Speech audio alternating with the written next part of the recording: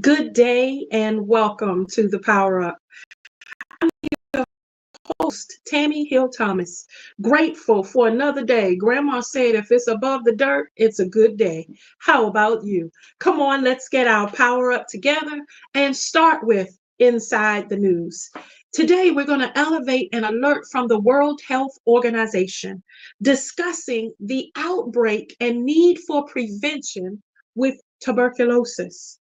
Many of us take for granted that tuberculosis might just be something you hear about with kids or if there's an outbreak that happens in a dorm on a college campus.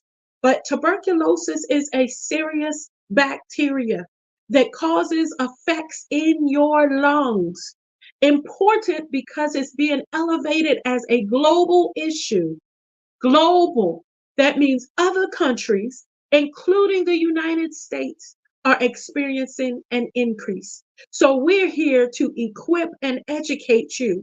Tuberculosis is spread through the air. When people with lungs who have tuberculosis in them cough, sneeze, or happen to spit into the air. Doesn't that sound a lot like the pandemic COVID-19 that we just went through? Or those recurring flu seasons because they're all airborne.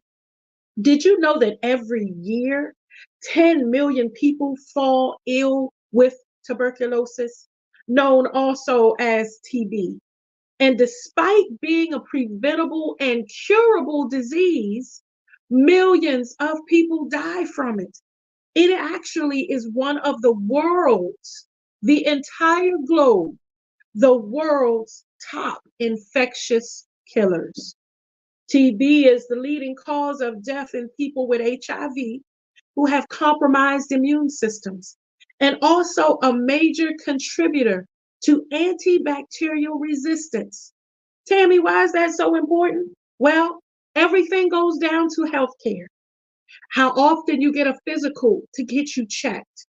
How often does that physical check your lungs, your capacity for your air, being winded, making sure that you're putting something in your day to force lung health? Family, we just made it through COVID. Some of us still live with long COVID, the effects of having your lungs compromised. And if you recall, diabetes and those other health issues impact the ability to fight off those type of airborne diseases. So people infected with TB have 5 to 10% lifetime risk of falling ill to other diagnoses. Come on, family. Compromised immune systems include malnutrition, diabetes, and how about people who use tobacco?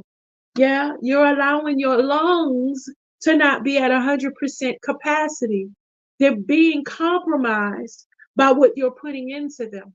So should you encounter someone on mass transit, maybe in your workplace, your place of worship, even the grocery store, a lot of times it's not just about assembling in large gatherings. Sometimes it's just trying to meet your daily need. There are people who live with TB that don't know they have it, and so it's airborne and something you should be aware of. So, family, we want to point you to the World Health Organization, who has full information on this outbreak and why it's important to educate your community and, most importantly, your family and those you're connected to. They share guidelines on prevention, how treatment, and how you can go prepared to your doctor. There are handbooks. There's also information on what's being done globally to deal with this in other countries, in China and different countries where the outbreak is just as prevalent. They're seeing it in Bangladesh and India, in Indonesia, the Philippines, South Africa, and yes, the United States. So let us be educated and empowered. Let us get information necessary so that as we go to our healthcare professionals, remember, we're living on prevention and daily habits that keep us as amazing as we are right now, still thriving 20 years from now, 30, 40, when you're in your senior years. You want to still be able to live and do just as you do right now. Family, go to WHO.int. Get educated. Tuberculosis is something you can't see, something you can't touch, but it's something you can be protected from. We interviewed a nurse on our show a few weeks ago, and we're looking forward to having her back. But when we asked her the question, with all the airborne diseases, the flu, and everything else we're dealing with, what is your number one tip for how we can be healthy?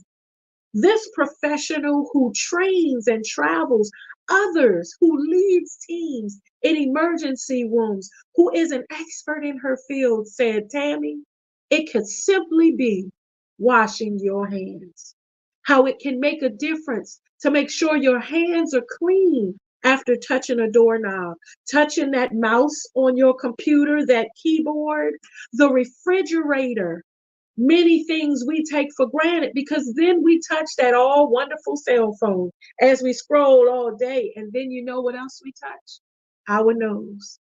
That's why most of those COVID tests were taken in your sinus cavity because COVID lived in the nose.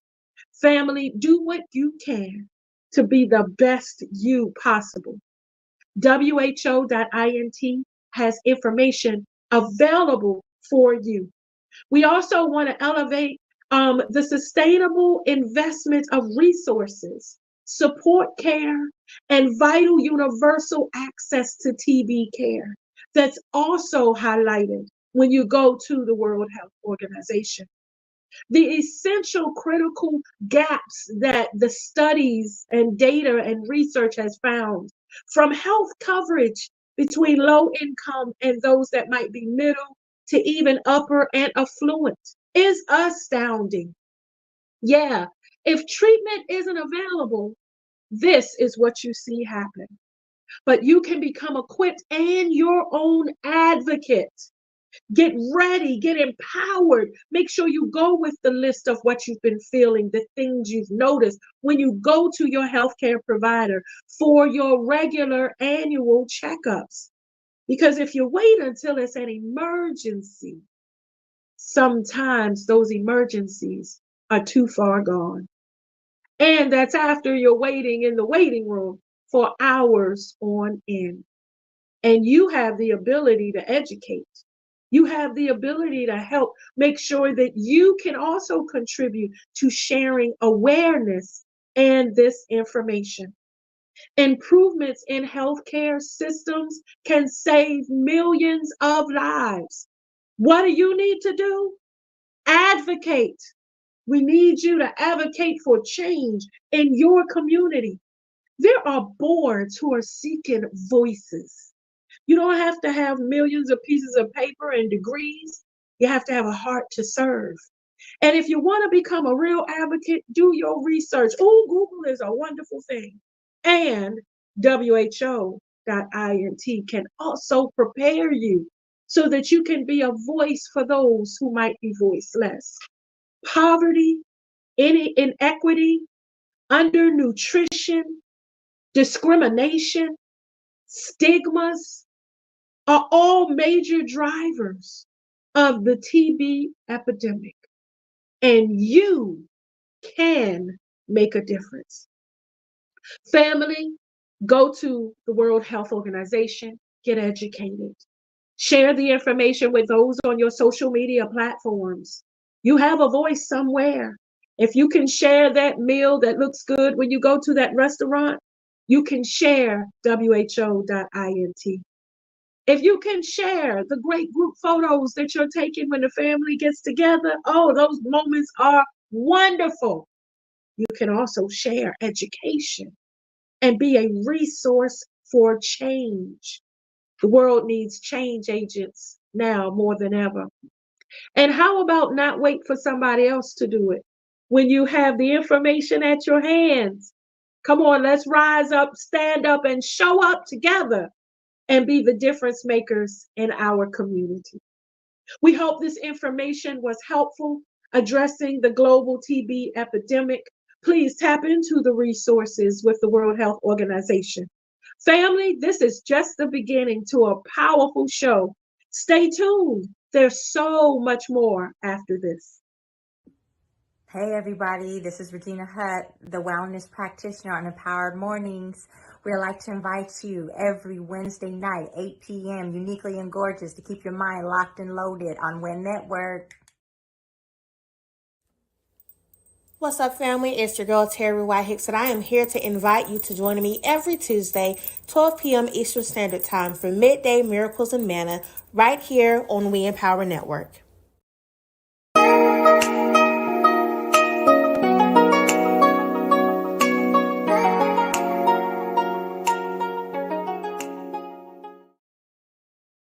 Welcome back to the Power Up, all about equipping, educating, empowering, and elevating you to make a difference where you are. We're going to now move into our motivation moment where we're going to respond to a viewer inquiry. We love your feedback.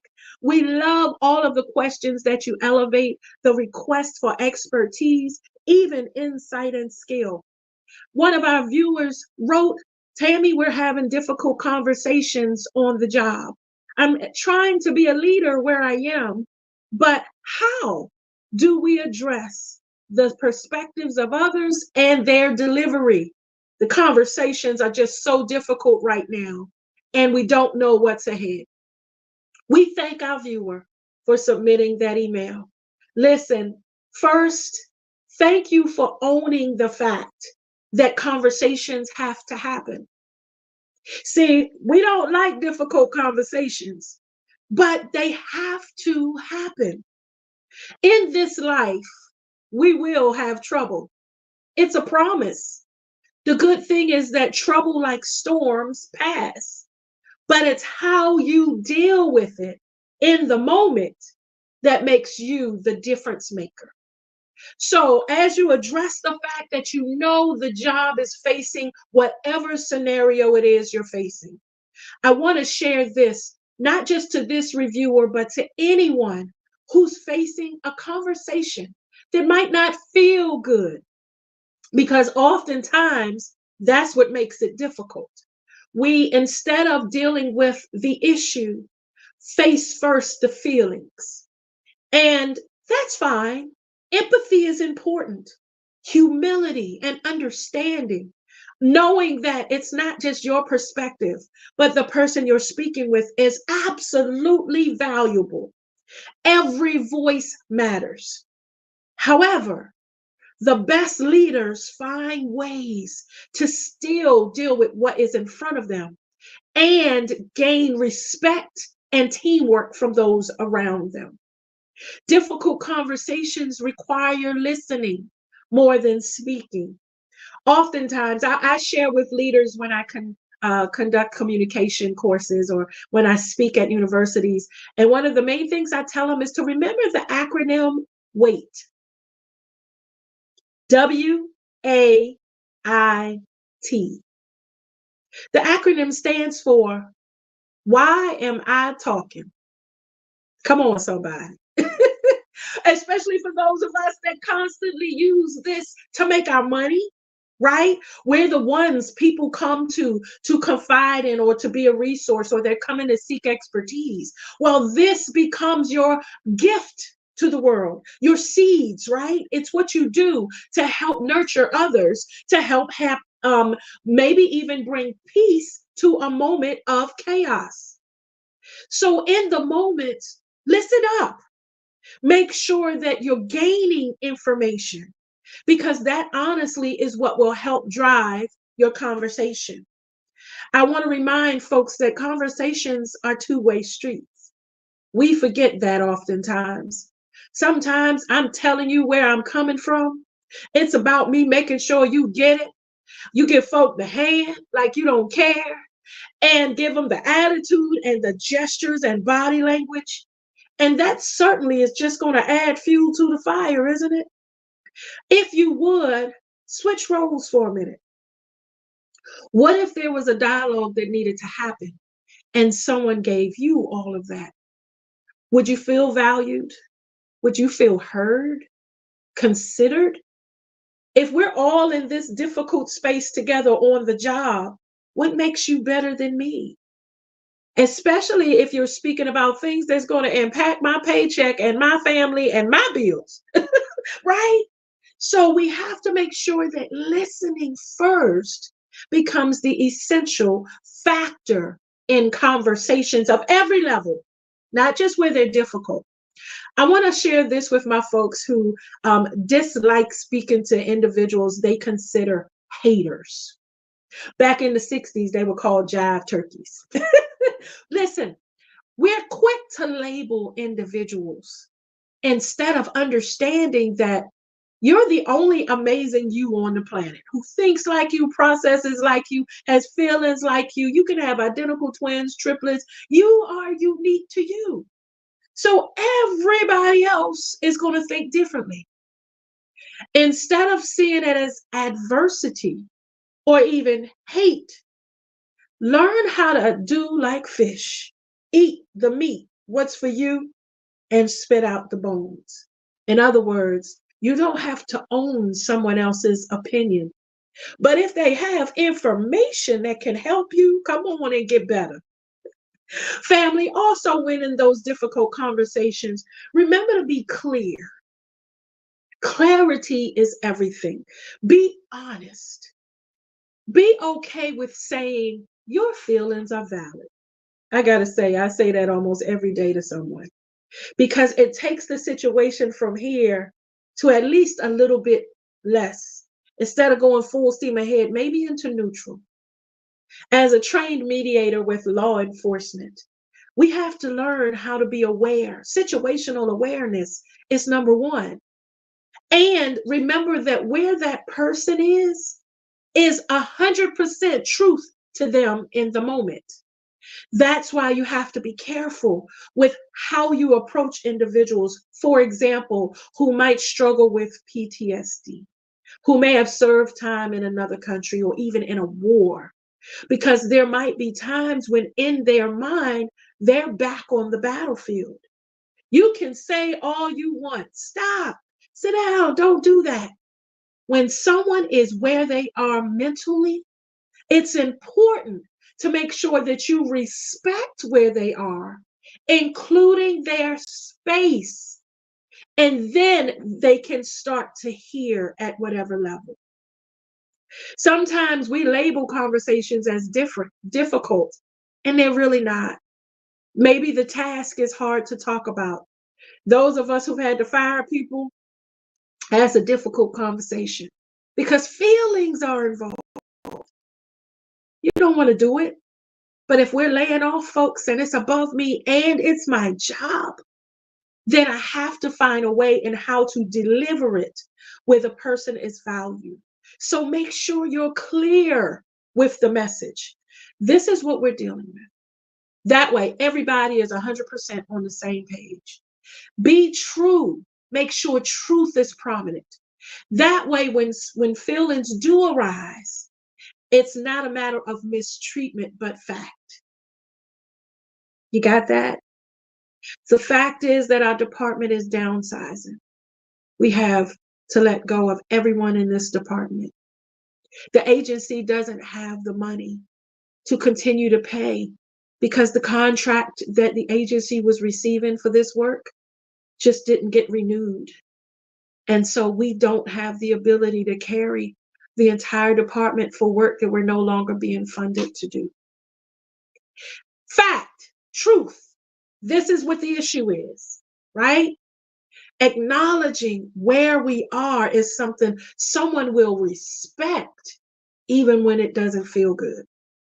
I'll give you an example. How many times have those of us who have children had to say no? Baby, I just don't have it in this check. We can't do that. That's overpriced for me. So you give the truth first. And then you entertain and start looking at other options. In other words, you don't leave them hanging.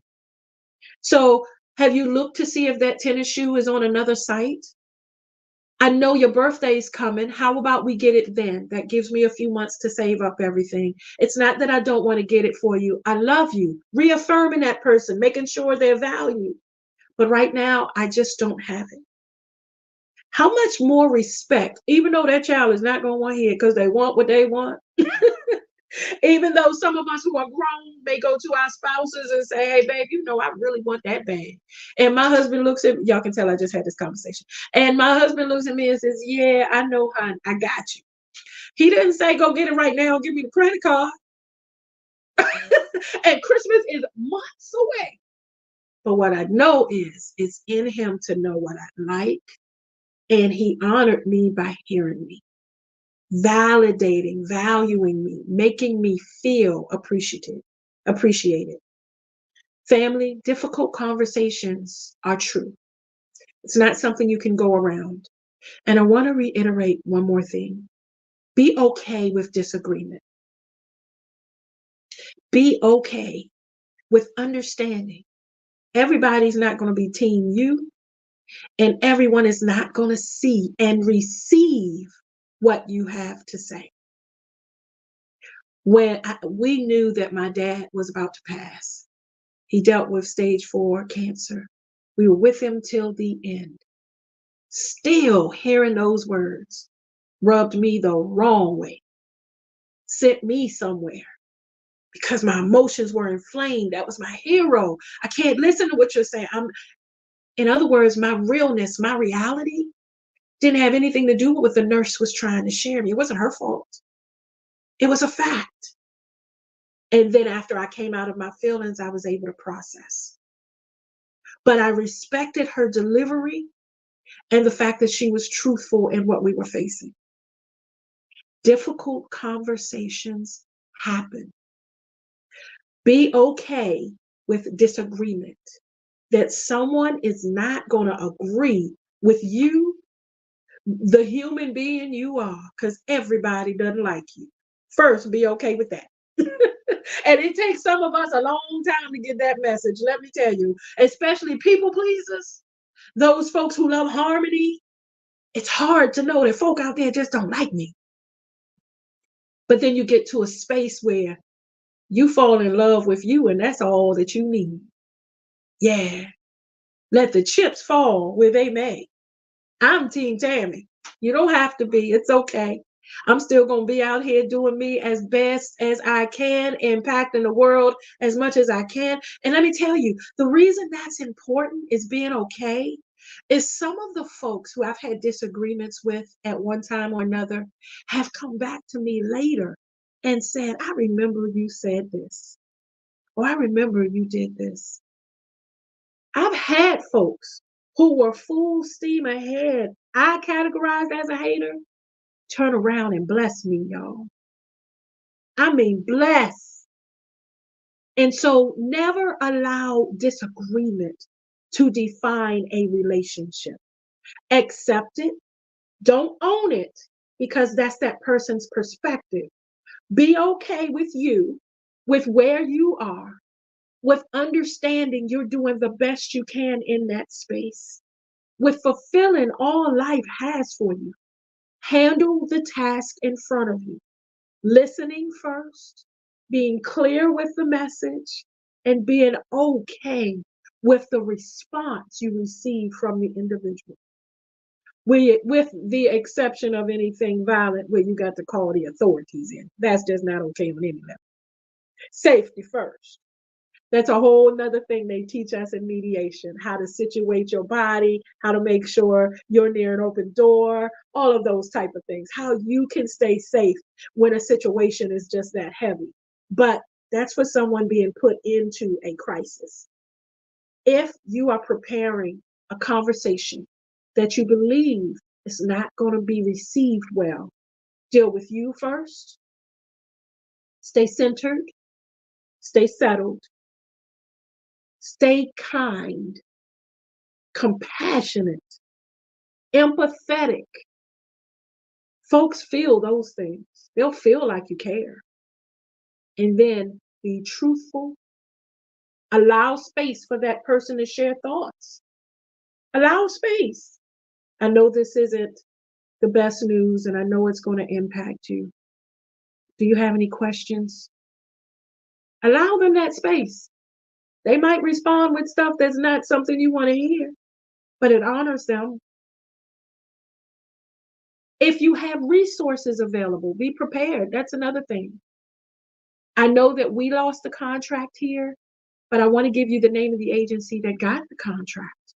You do amazing work, and I think you should reach out to them. The contract is now with. Please go.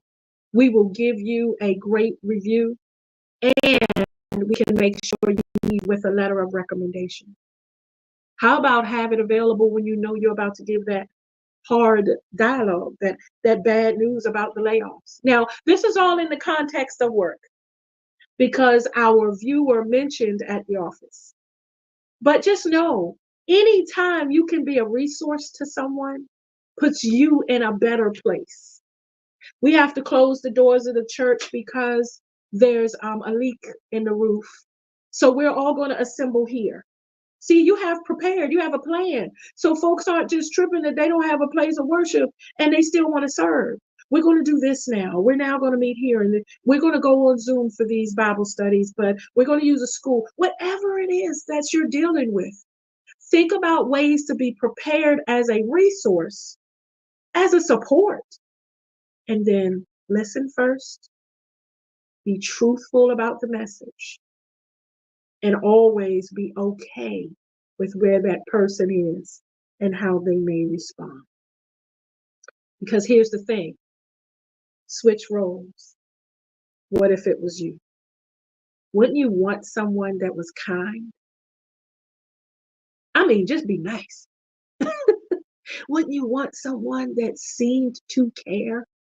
That's why human resource experts are so important, because they're not just trained in the work of hiring and firing. They're trained in customer service.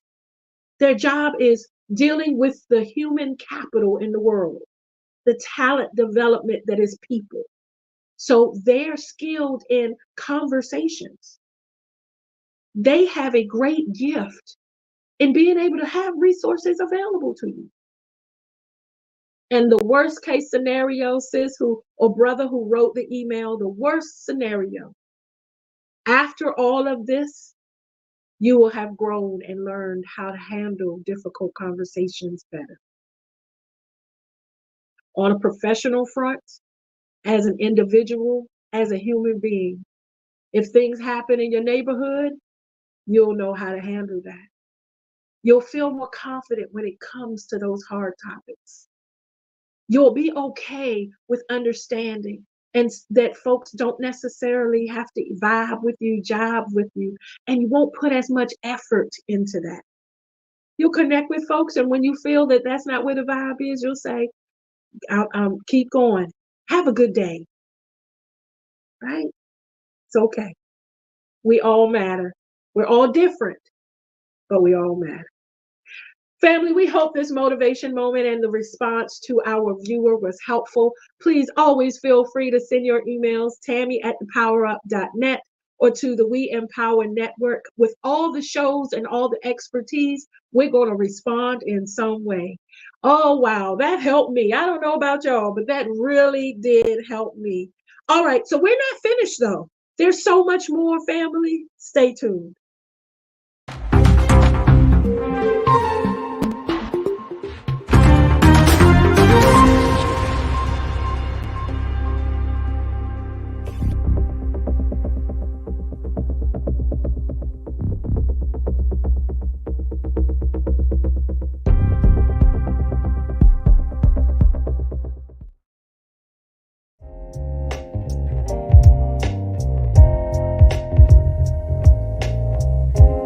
Hello, it's Marshall Bowler Weeks, and I'm here to talk about a concept that is very important to us as believers in the business world: ethical investing. This isn't just about seeking financial returns, but aligning our investments with our core values. Ethical investing means putting our money into companies and people that not only thrive financially, but also uphold strong ethical practices. We're talking about businesses that prioritize social responsibility, engage in charitable activities, and contribute positively to society. As believers, being good stewards over our current and future blessings, it's our responsibility to ensure our investments, money and time, reflect His teachings. This includes supporting companies and people that care for the environment, treat their employees and business partners with dignity and respect, and give back to society's well-being. But how do we identify these opportunities? It begins with due diligence. Do your research. Put that Google search engine to work. Make some phone calls. Ask about people and their business practices, their impact on the community, and how they align with our values as believers. It also means staying informed about where our money is going and the kind of activities it supports. In closing, ethical investing is not just a financial strategy, it's a testament to our faith. By choosing to invest our time and money ethically, we're not only aiming for financial success, but also for a greater good, ensuring our investments contribute positively to God's kingdom. You've been empowered because you should prosper.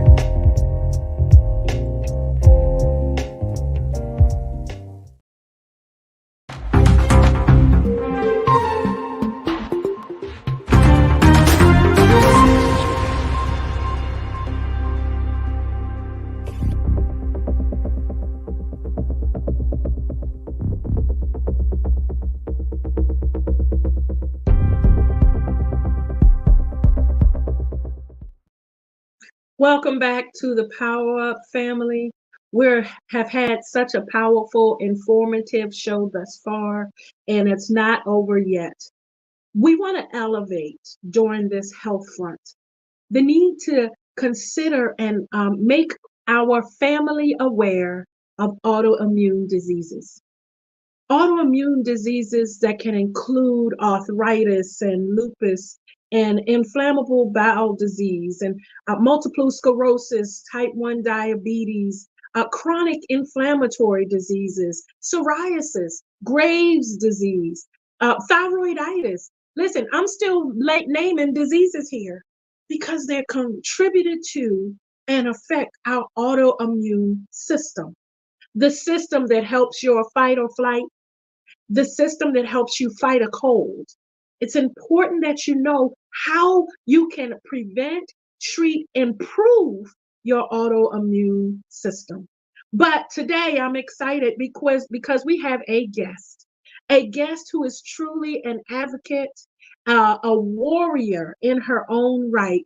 On the Power Up, we're so glad to welcome Miss Chanel Monique Lee, who is going to share her story and her insight in autoimmune disease and the impact in the community. Welcome, Chanel, to the Power Up. Hey, thank you so much for having me. Can you hear me? Awesome, awesome. I am so excited to be on today, especially with bringing awareness to the autoimmune disease. Most people don't even know what it is, and most people don't know that we can look absolutely normal and still be affected by a disease that our body is fighting against itself. So thank you so much for having me. I don't know if you want me to go into my story, my testimony, or how the autoimmune disease has affected me. It's all right. No, we're just glad to have you on the platform. Here at the Power Up, one of the things that we love to do is share education and information, but also inspiration. And your heart as an advocate is one thing. Your life story is another that I have a feeling fed into you becoming the advocate community voice that you are. So please, yeah, share your story and how you're making a difference in the community. I was sitting listening to you on the show and talking about the job and talking about having difficult conversations and how to, navigate those conversations. But with me, I just turned 41 in February, and I've been diagnosed with lupus and ITP and sickle cell trait. And so I was diagnosed with a rare blood disorder, autoimmune disorder. And when I first got diagnosed, I was working a job almost 5 years into that job, almost 14 years ago. And I was on that job thinking it was my all in. I was going to retire. I loved what I did. I was a financial counselor, and I used to help people consolidate their credit card debt. So I would talk to so many people about finances and having their life, getting their life back in order, not telling some hid it from their husbands, but that's not my, business. But, some hid it from their wives. But my job was to help them find a solution. And as I'm finding a solution, I became one of the top representatives at the company because I love what I did. And I believe in helping people. That's just me. I love helping people. I don't believe that we were put here just to, just exist, but to help someone else along the way. And so I mean, as I'm working that job, I end up, I was working from home back then. It was 14 years ago. I was working from home doing doing their job. And they asked me to come into the office to train someone, not knowing that I had an autoimmune disorder, not knowing that when I went in the office, a girl ended up having the flu and I got pneumonia. Mm-mm. So when I got pneumonia, my temperature was 105. And I told them, I said, I'm feeling like I'm about to faint. I need to go to the hospital. The doctor, they said, you know what? You got to wait till your break. I said, I gotta wait till my break. I said, my temperature, I'm in here not feeling good. I'm about to faint. And I end up just walking out and going to the hospital that was like a mile up the road, which is Rex Hospital. And as soon as I got there, they, rushed me to the back and told me, you know what, if you wouldn't have came, you would have died. And so when I went into the hospital, they found out that my platelet counts was like at a 10, which was, it was actually detrimental. They was trying to figure out why my platelet counts was a 10. And if anybody know, the platelet count's supposed to be 400 something, 500 something. So, and then when I got admitted to the hospital, they didn't want to admit me at first. And I told them, I said, no, something is wrong. I can't go home. It's just not pneumonia. Something else is wrong. And I kept fighting them and telling them, no, check something else, check this, check that. And they did. I mean, they ran tests. I had insurance. I got good insurance. You better run some tests, because most people don't want to run tests because they don't have they think about the money. I was not thinking about the money or the bill. I was thinking about my life. So, because I have a long life to live. I know what God had promised me. He promised me with long life, he would satisfy me. So I'm not giving up just what you saying and I'm okay to go home. So they ran tests and they admitted me to the hospital. When they admitted me to the hospital, the doctor came in and told me, you know what, you got lupus. I said, lupus? What is lupus? 15 years ago, 14 years ago, lupus wasn't that popular. It wasn't something that you talked about like now. We have more awareness, but it was just something that we dealt with.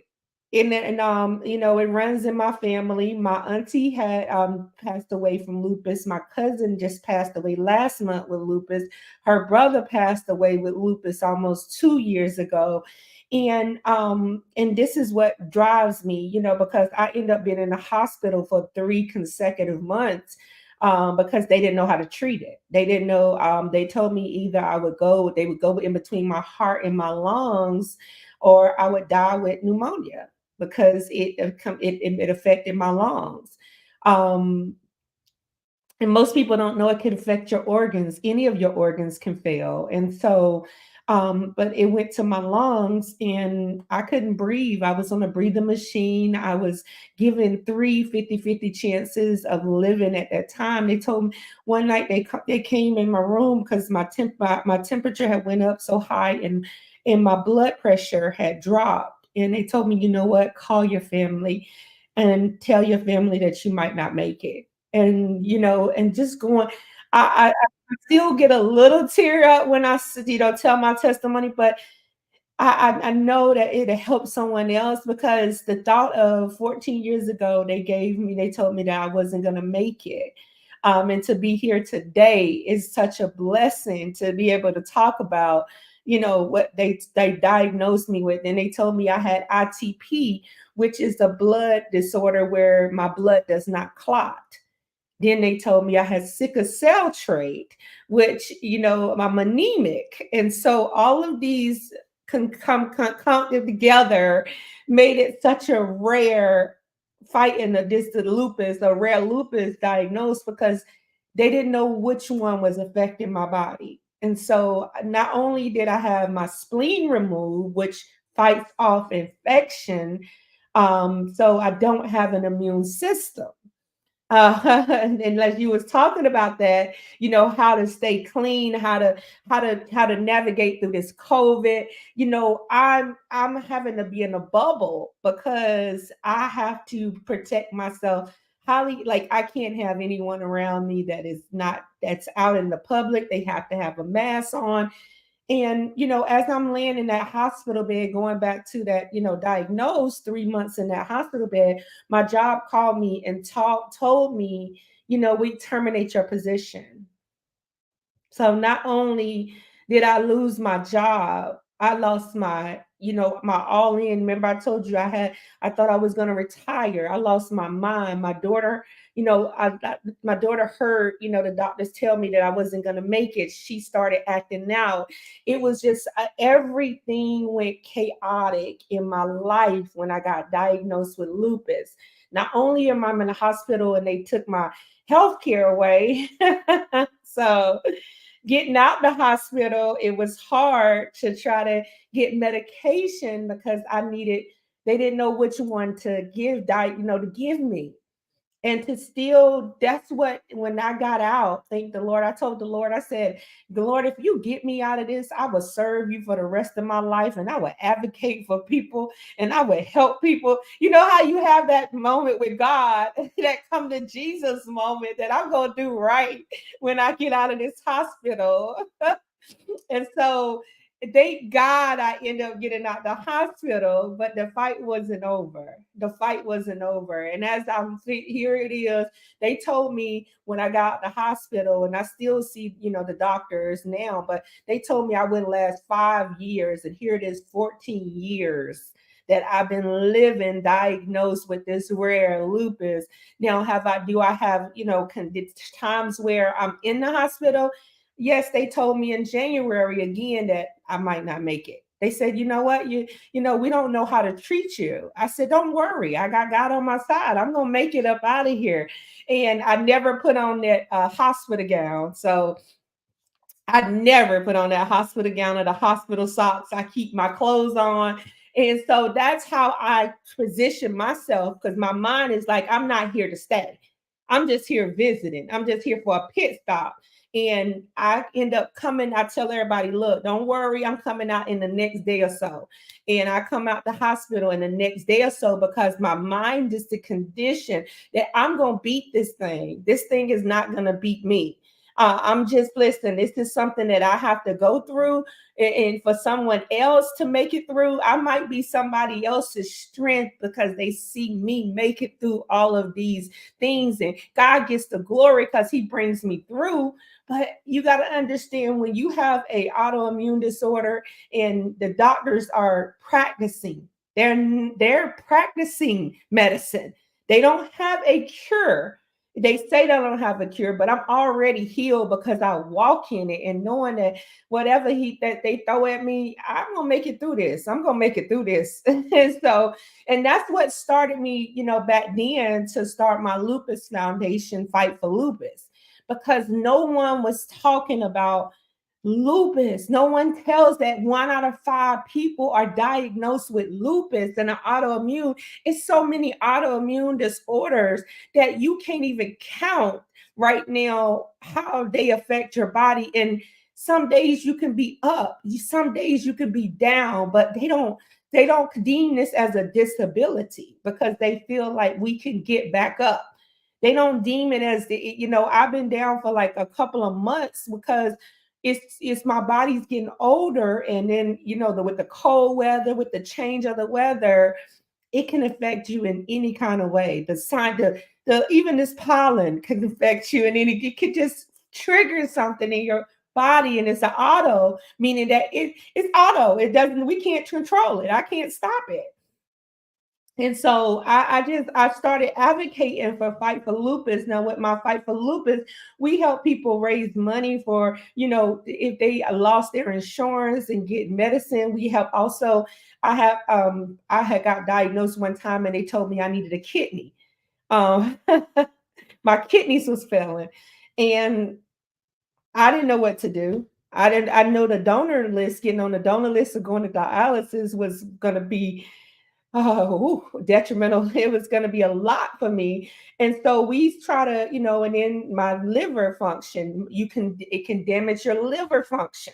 And they check my liver function and make sure you were just talking about the hepatitis and all of those different diseases that affect us. These things are things that we get easily, because of lupus can affect any organ in your body. It can affect your brain.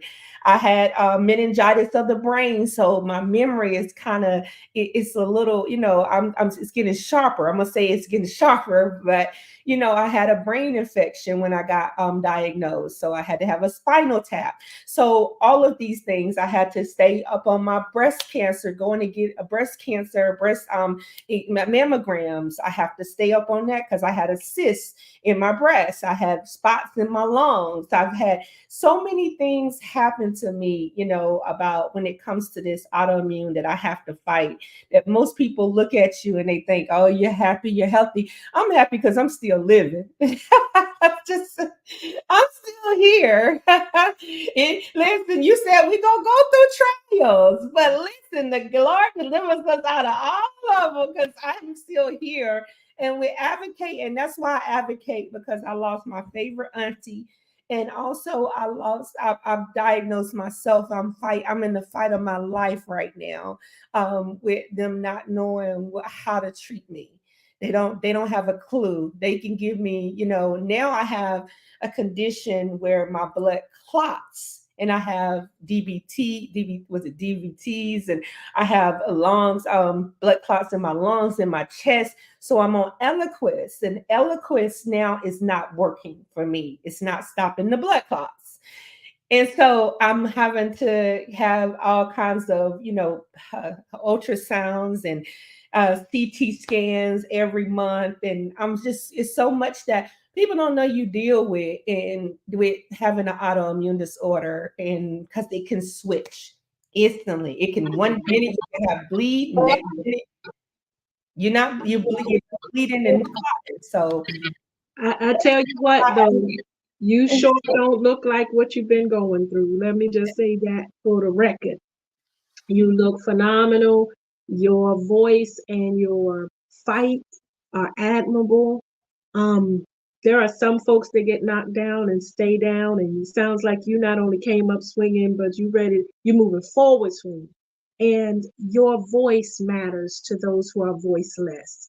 So speaking from one lupus sister to another, I lost my thyroid due to lupus, the Graves' disease, and some of those other diseases that we talk about, and Sjogren's syndrome. And the interesting thing is we aren't the faces of a disease. We're the faces of victory.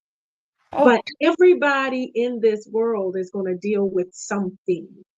And the reason we're grateful that you're sharing your story today is, first, because you share such an empowering spirit, fight, perseverance, endurance, that folks, no matter what you're dealing with, need to be able to see well, if she can go through that, I can sure make it through this. So first, thank you for that.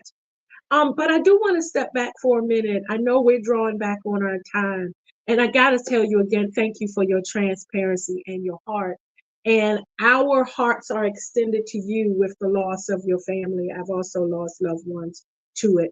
And it's really hard, right? Sometimes it's hard to get out of bed. Sometimes it's hard to just keep moving.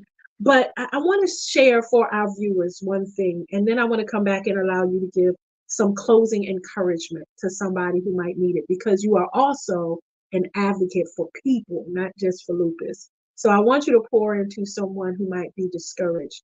But I do want to share this. When you think about lupus, when you think about any autoimmune disease, I want to first share education. There are over 100 different autoimmune diseases that have been identified by medical professionals. There are many that Congress has, this is for the United States, that Congress has identified are so prevalent that they're putting money into trying to find cures or researching and elevating awareness, like lupus, that, as you said, went years before it was finally identified as a thing. Just like COVID-19 wiped out a whole lot of people before it was finally identified as a thing. But 24 million people in just the United States, 24 million live with different autoimmune diseases, and yet still may not know what triggers it. And so in our education, we want to leave you with information. First, family, consider going to webmd.com if you're looking for just some regular resources that can help you understand this whole autoimmune disease conversation. There are resources there and information. Many know WebMD is a viable company that's supported in our United States. Feel free to go there and get educated. But I also want to share the Autoimmune Association.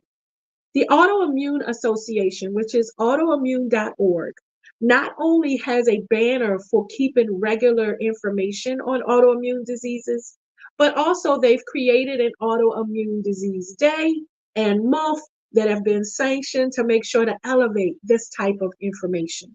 So you might not say, I have. What this information is meant to do is have you prepared to do your own research in case you have a family member where the doctor says they gave me a diagnosis. One thing I tell folks, Chanel, is don't trip when you get a diagnosis. Start researching and learn that thing. Become your own advocate. But the other thing is to make sure that you become empowered, that no matter what the it is you deal with, that you can overcome, that you can have a warrior spirit just like Chanel, and that you can win at life in spite of. Okay? So WebMD and autoimmune.org. Make sure to tap into those resources so that you can become educated. Listen, I can't let you go. The powerhouse you are, the amazing community just impact that you have, that I just heard about on many different levels, without allowing you space to pour into some of our viewers who maybe they're not dealing with autoimmune, maybe they're not dealing with family members that have those. Maybe it's cancer, maybe it's a job loss, maybe it's just dealing with mental health struggles or a breakup, heartache. Maybe they're just dealing with the issues of life. Please take a few minutes or seconds and share some hope with those individuals. I definitely want to share some hope with someone. Again, when I was asked to come on last Thursday, I just lost another job of 5 years from being diagnosed with lupus, being out in the hospital and being out of work for 3 months. So, to those people, if you thinking, I'm giving you something that I'm not going through. I'm going through it. I just was in the hospital in January. They gave me a 50-50 chance to live in. Didn't know what was going on. I had a blood clot and I had pneumonia in my lungs. So I want to give this hope to someone. You can always get back up. You can always get back up. Let me just tell you, regardless of what you go through, when one door closes, 10 more open. He opens the windows of heaven to pour you out blessings that you don't have room enough to receive. So if you're going through cancer, it's not the end. If you're going through a job loss, it's not the end. I'm gonna tell you, when he took away my 9 to 5, but he also increased my businesses that I had already I already established, because I knew not to have my eggs in one basket no more. They did it before 15 years ago. Of course, I know my situation, so I am proactive. So you got to understand, when you can get back up, regardless of your situation, regardless of your circumstance, you can always get back up. Don't give up. The fight is not over. We are faces of victory. We already have the victory. All you have to do is just walk in it. When you walk in it with confidence and boldness, I'm going to tell you, things start to happen. Don't focus on your circumstance, but focus on what God, and be appreciative that you're still here and you still got breath in your lungs, and he can still make a way out of no way. And I'm going to tell you, when you do that, it's a joy that no one can take away from you, because that's what the enemy wants. He wants you to be down and out. He wants you to be upset and depressed and anxiety. He wants you to live in the lack and all the things that have happened. But when you live in the joy of the Lord is my strength, because I'm still alive. Somebody didn't make it last night, but he chose you on this wake up list this morning, this evening. He chose you, and your name was called to be amongst us. So you got to make it. Look, he said he chose you and you're destined for greatness. So listen, don't give up. You can get back up. And if you always need encouragement, you always can come to Chanel Monique, ChanelMonique.com, because I will encourage and uplift and pull you up. Because listen, me encouraging someone else encourages myself. So that's how I do it. I live up. That's how I encourage others and encourage myself at the same time. And it gives me strength to continue to keep going, regardless of the diagnosis, regardless of what the doctors say, regardless of what the world system got going on. I know that I'm here for a purpose, and I'm going to be able to complete that purpose, my assignment here. I'm going to complete my assignment until the day he comes back. And listen, I want you to know that it's not over. You already have the victory, and continue to walk in confidence. Drop the mic. Thank you so much, Chanel Monique. Again, how can folks reach you? ChanelMonique.com. Yes, it's Chanel Monique, ChanelMonique.com. Again, Chanel Monique, ChanelMonique.com. Hold on, let me say it 3 times, because a 3-strand cord is not easily broken. Let me just tell you, Chanel Monique, ChanelMonique.com, or you can always go to my Facebook's name, Chanel Monique. It is spelled just like that. It's not the Lee on the Chanel Monique on my Facebook page. And I have an Elite Business Women Association magazine. I was just on the morning show, so I'm just super excited to collaborate and connect with other women that are doing great things in impacting the community. So thank you so much for having me today. Oh, we're so grateful that you came and shared your story. Family, you can reach out to her on any social media platforms. Thank you for Chanel Monique for being with us today.